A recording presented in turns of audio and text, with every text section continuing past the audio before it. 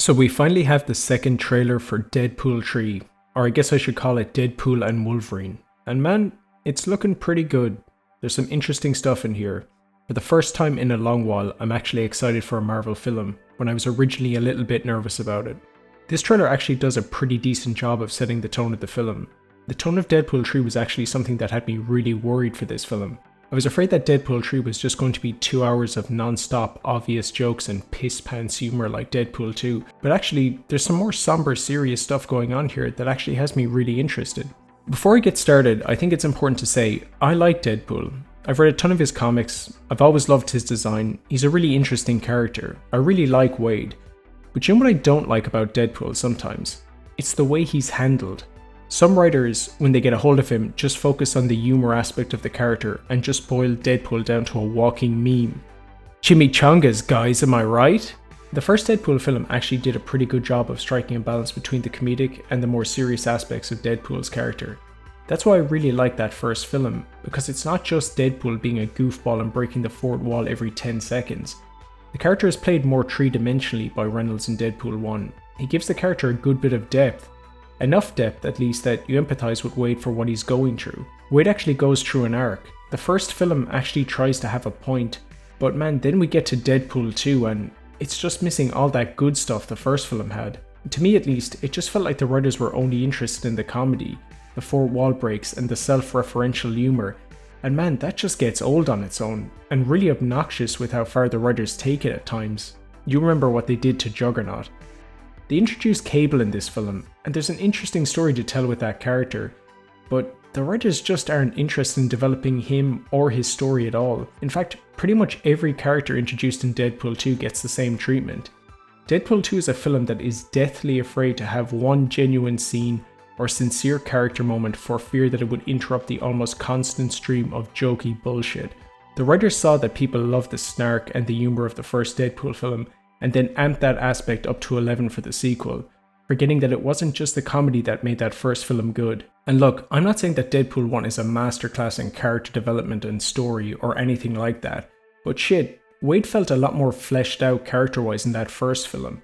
I just felt the writers were actually interested in telling a story there, instead of just making jokes for 2 straight hours like in Deadpool 2. Remember dubstep, guys? I guess dubstep never dies. Remember the time Ryan Reynolds starred in a Green Lantern film? And before anyone jumps into the comments with, actually, the Deadpool movies are meant to be comedies, that's the point. To that I say, it'd be great if the writers remembered that you can actually have meaningful character development and a worthwhile story in your action-adventure film as well as comedy. You know, like the first Deadpool film had.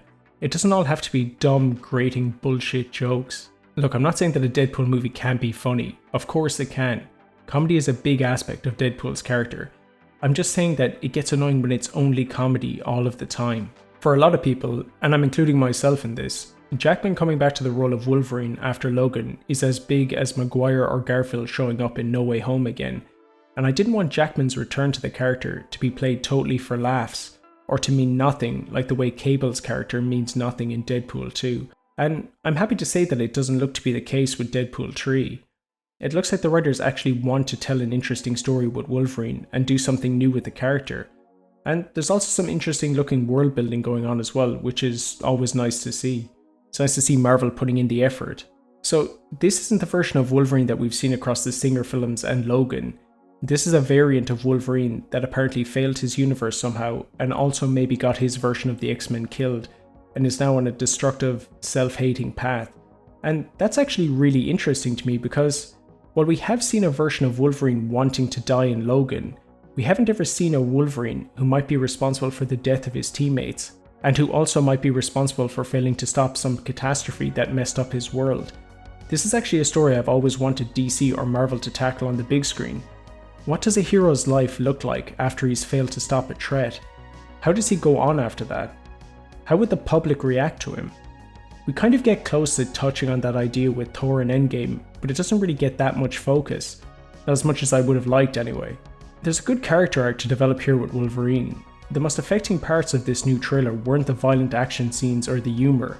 No, they were these shots of Logan with the 1000-yard PTSD stare, or of him obviously wanting to check himself out, or of him looking totally devastated. This is the stuff that has me interested in Deadpool 3. You know what's funny? Hugh Jackman has played Wolverine 9 times. Count it, 9 times over the last 24 years.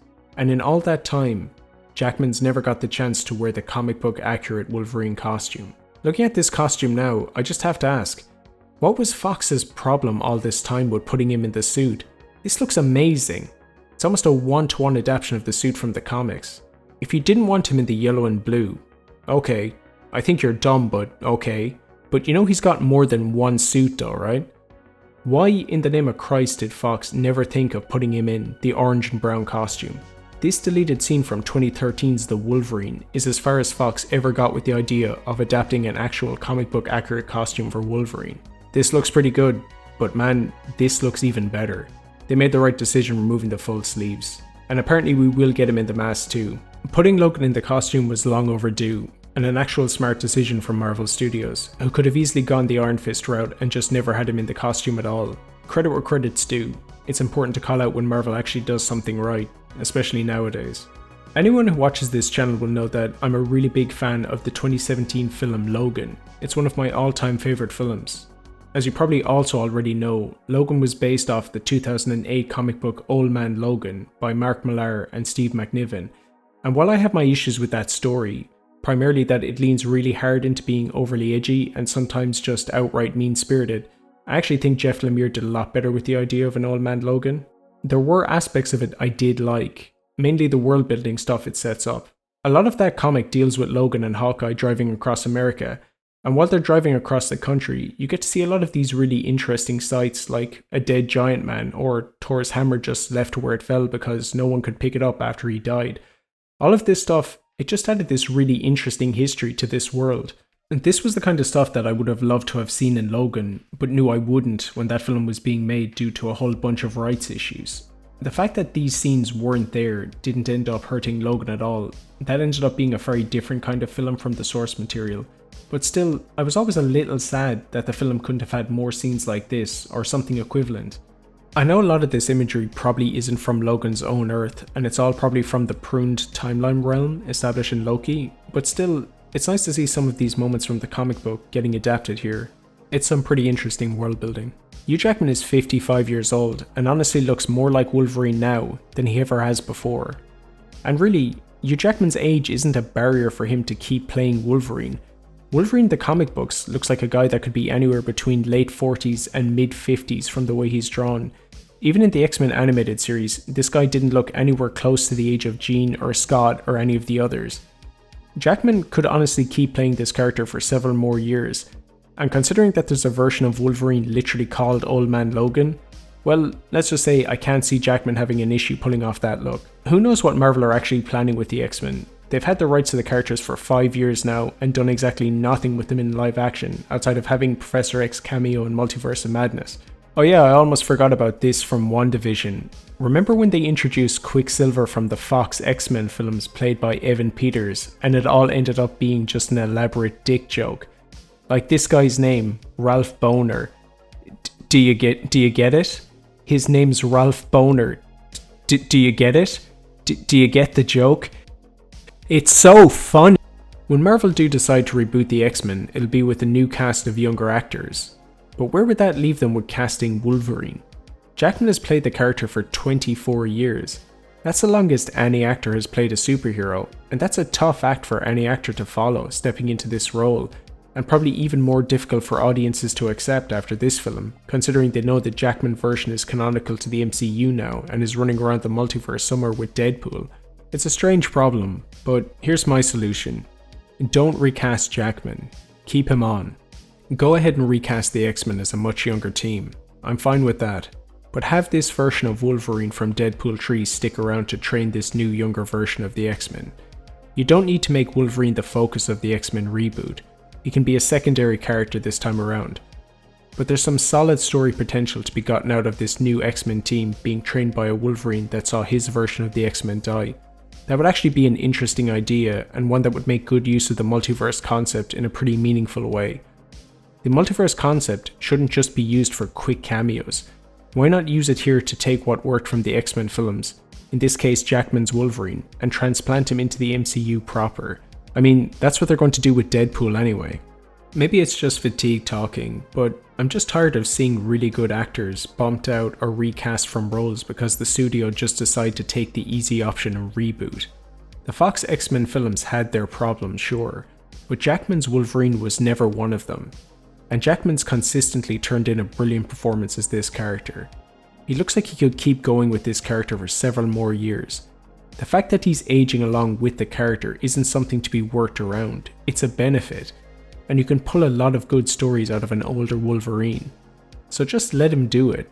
Maybe just turn all future Deadpool films into buddy cop style films starring Reynolds and Jackman. I'd actually prefer that to more Deadpool films really. So yeah, Deadpool 3. I'm excited, I'm optimistic, but I'm still cautious. Very, very cautious though. I haven't forgotten that this film was made largely during the writer's strike. I'm really hoping this one film can buck that trend though, and actually be the one film made during a writer's strike that actually is good. And if not good, maybe at least decent. Fun fact, X-Men Origins Wolverine was also made during the 2007 writer's strike. As I write this film is rumoured to be going through a round of reshoots, which is nothing new for Marvel films. Every Marvel film goes through at least 2 to 4 weeks of reshoots. Or if you're Captain America Brave New World, you go through 4 months worth of reshoots and also get a new writer. What has me a little bit worried about the Deadpool and Wolverine reshoots though is that this film is due out in late July, which is a little under 3 months from now. Kind of cutting it a bit close with that, but also maybe the reshoots are just to add more cameos to the film. That's what this scooper has to say about that anyway. Hey, did you know you can pay scoopers actual money, like tangible cash out of your pocket, to ruin the movies you want to see months in advance? What a service, right? There's even a pricing tier you can subscribe to and everything. Apparently this film tested pretty well with audiences, so, you know, hope for the best. I'm really rooting for this one. So, a quick informal video this week with my thoughts on Deadpool and Wolverine. So what do you guys think? Are you excited to see Jackman back? What do you think about the costume? Let me know in the comments below, and as always, thanks for watching.